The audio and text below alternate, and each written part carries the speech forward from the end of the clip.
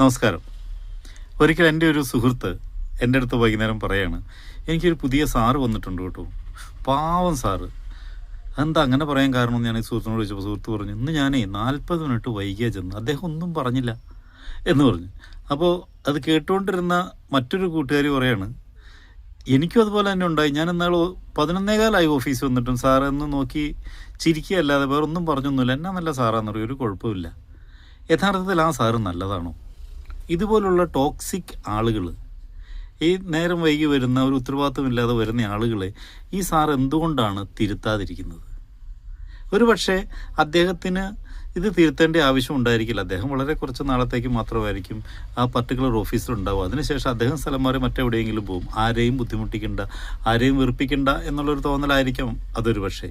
യഥാർത്ഥത്തിൽ അദ്ദേഹം ഒരു ടോക്സിക് സമൂഹത്തെ സൃഷ്ടിക്കുകയല്ലേ, ഒരു സമൂഹത്തിന് ഒരു ദോഷകരമായൊരു മെസ്സേജ് കൊടുക്കുകയല്ലേ ചെയ്യുന്നത്. കാരണം അദ്ദേഹം അങ്ങനെ ചിന്തിക്കാൻ പല കാരണങ്ങളുണ്ടാവും. ഒന്ന്, ഞാൻ ആദ്യം പറഞ്ഞ പോലെ വളരെ കുറച്ച് ദിവസത്തേക്കുണ്ടാവും. അല്ലെങ്കിൽ ഒരു പക്ഷേ ഇതുപോലുള്ള കാര്യങ്ങളൊന്നും ഇടപെട്ടില്ലെങ്കിലും അദ്ദേഹത്തിന് കിട്ടാനുള്ള ഗ്രാറ്റുവിറ്റിയും ഇൻക്രിമെൻറ്റും ശമ്പളവും അതുപോലെ പ്രൊമോഷനും എല്ലാം സ്വാഭാവികമായും വന്നുകൊള്ളും എന്നുള്ളൊരു ചിന്താഗതിയുമായിരിക്കും ഒരു പക്ഷേ. ശരിയല്ലേ? ഇനി അതല്ലെങ്കിൽ മറ്റൊരു രീതിയിൽ പറഞ്ഞു കഴിഞ്ഞാൽ ഇദ്ദേഹത്തിന് പുതുമകൾ അല്ലെങ്കിൽ ഒരു ജീവിതത്തിലൊരു ലക്ഷ്യബോധം ഒന്നും പ്രത്യേകിച്ച് ഒന്നുമില്ല. ഇതിങ്ങനെ അങ്ങ് ജീവിച്ചു പോകുന്നു, ആരെയും വെറുപ്പിക്കണ്ട, ആരെയും ഉപദ്രവിക്കണ്ട എന്നുള്ളൊരു ചിന്ത കൊണ്ട്. അപ്പോൾ ടോക്സിക് ആളുകളുടെ എണ്ണം കൂടും.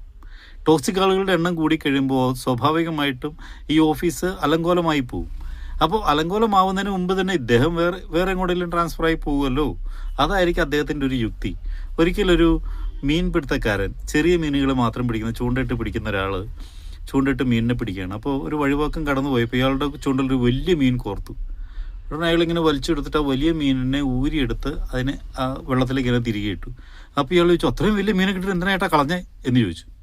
ഉടനെ അദ്ദേഹം പറയാണ്, എൻ്റെ വീട്ടിലെ ചെറിയ ചട്ടിയുള്ളൂ, ആ ചെറിയ ചട്ടിയിൽ വെക്കാൻ പറ്റുന്ന മീനെ പിടിച്ചാൽ മതിയല്ലോ, അപ്പോൾ ചെറിയ ചെറിയ മീനുകൾ മാത്രമേ ഞാൻ പിടിക്കാറുള്ളൂ, എന്നും അങ്ങനെയാണ് എന്ന് പറയുന്ന പോലെ ഒരു മാറ്റത്തിനും ഒരു പുതുമയ്ക്കും തയ്യാറല്ലാതെ അവനവൻ്റെ ആ ഇരിപ്പിടത്തിൽ തന്നെ ചുറ്റിപ്പറ്റി അത് മതി, ഇനിയൊരു പുതിയ മാറ്റം വേണ്ട എന്നുള്ള ചിന്തയാണ്. അപായകരമായ രീതിയിൽ ജീവിക്കണമെന്നാണ് ജവഹർലാൽ നെഹ്റു പറഞ്ഞത്.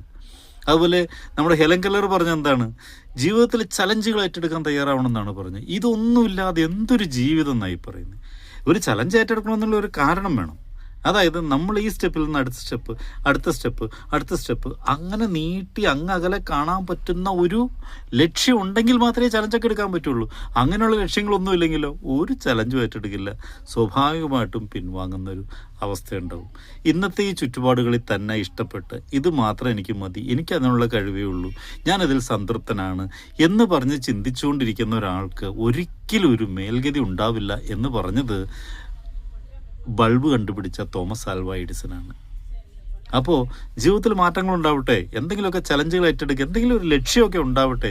വെറുതെ ഇങ്ങനെ ജീവിച്ച് പോകാതെ.